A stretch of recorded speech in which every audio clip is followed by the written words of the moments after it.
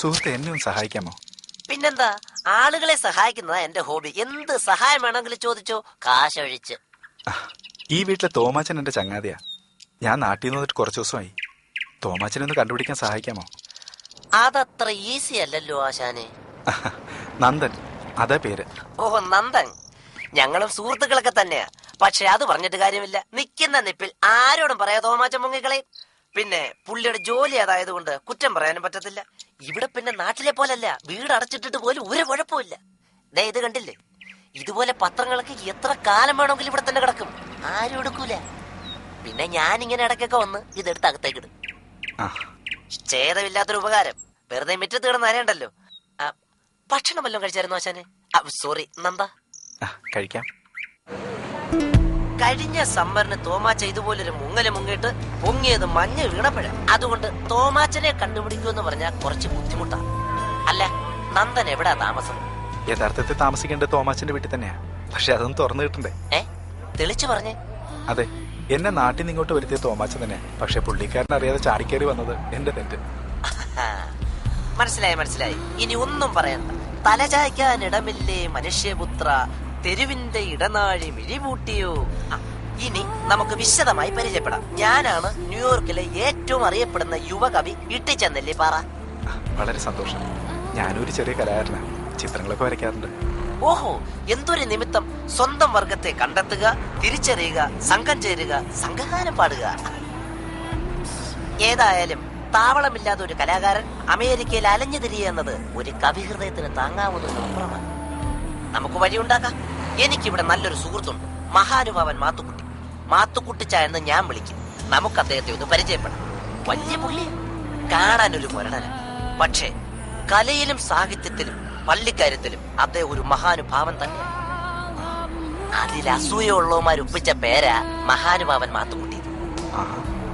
പിന്നെ കുറെയൊക്കെ നമ്മൾ മാത്തുക്കുട്ടിച്ചാന്റെ ഇഷ്ടത്തിനനുസരിച്ച് നിന്നു കൊടുക്കണം. ആഴ്ചയിലാഴ്ച പുള്ളിക്കാരന്റെ പടം പത്രത്തിലടിച്ചു വന്നില്ലേ അലർജിയാ. അതറിയാവുന്നവനാ ഈ ഇട്ടിച്ചൻ. അതുമാത്രമല്ല, മാത്തുക്കുട്ടിച്ചാന്റെ ഭാര്യ സാറാമ്മച്ചേട്ടത്തേക്ക് അറിയാൻ മേലാത്ത കാര്യം പോലും എനിക്കറിയാം.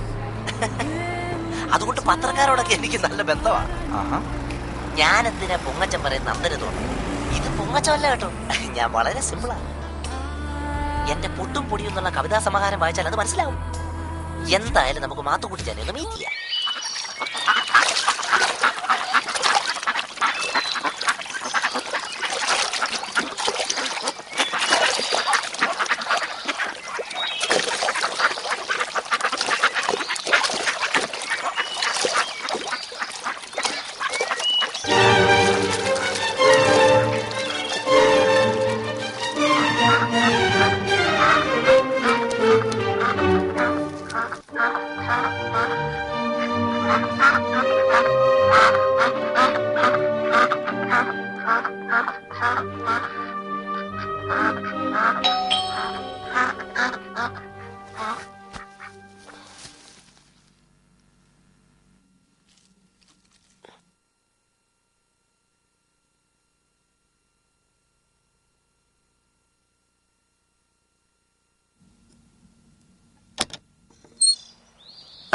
എട്ടിച്ചനായിരുന്നു.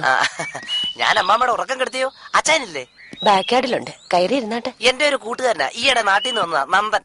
ഹലോ, വന്നാട്ടെ, കയറി ഇരുന്നാട്ടെ. എന്നാ നന്ദൻ ഇരിക്കെ, ഞാനേ അച്ഛനെ ഒന്ന് നോക്കിട്ട് വരാം.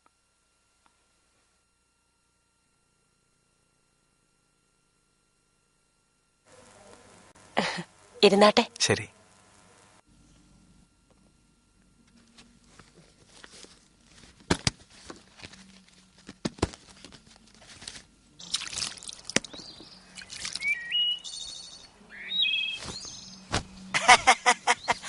എനിക്ക് അപ്പോഴേ തോന്നി ഇന്നലെ രാത്രി ചാക്ക് കൊടുത്ത് പുറത്തേക്ക് ഇറങ്ങിയ എന്റെ കുട്ടൻസ്.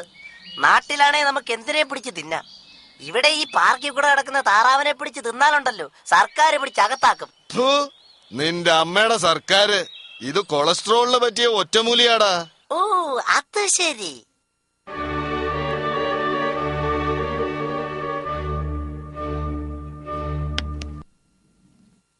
മദ്യപിക്കില്ല, പുകവലിക്കില്ല, മത്സ്യമാംസം കഴിക്കില്ല. താൻ എങ്ങനെ പിന്നൊരു കലാകാരനാവും? കലാകാരന്മാർക്ക് മൊത്തം അവമാനമാണല്ലോ തന്റെ ഈ ദുർനടപ്പ്. കേട്ടോന്നെന്താ, അമേരിക്കയിൽ വന്നാൽ ഈ വീട്ടിൽ വന്ന് താമസിക്കാത്ത സാഹിത്യകാരന്മാരോ കലാകാരന്മാരോ രാഷ്ട്രീയ പ്രവർത്തകരോ ആരുമില്ല. നമുക്ക് നന്ദന്റെ ഒരു പെയിന്റിംഗ് എക്സിബിഷൻ നടത്തണം. അത് മാത്തുക്കുട്ടിച്ചാൻ തന്നെ ഉദ്ഘാടനം ചെയ്യണം. ആ, തോമാച്ചൻ വരുന്നത് വരെ നന്ദൻ ഈ വീട്ടിൽ തന്നെ താമസിക്കട്ടെ. നന്ദൻ ഇഷ്ടം പോലെ വരയ്ക്കുകയൊക്കെ ചെയ്യാലോ. തോമാച്ചൻ എന്നാ വരുന്നേ? എപ്പ വേണേലും വരാം. പോയിട്ട് മാസം ഒന്ന് കഴിഞ്ഞില്ലേ? സൗകര്യങ്ങളൊക്കെ ഇവിടെയുണ്ട്. ഞാനും ഭാര്യയും മകനും മാത്രമേ ഉള്ളൂ ഇവിടെ വീട്ടില്.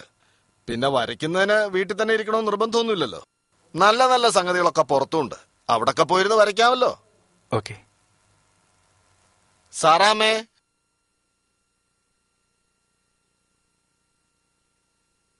എന്താ അച്ചായ?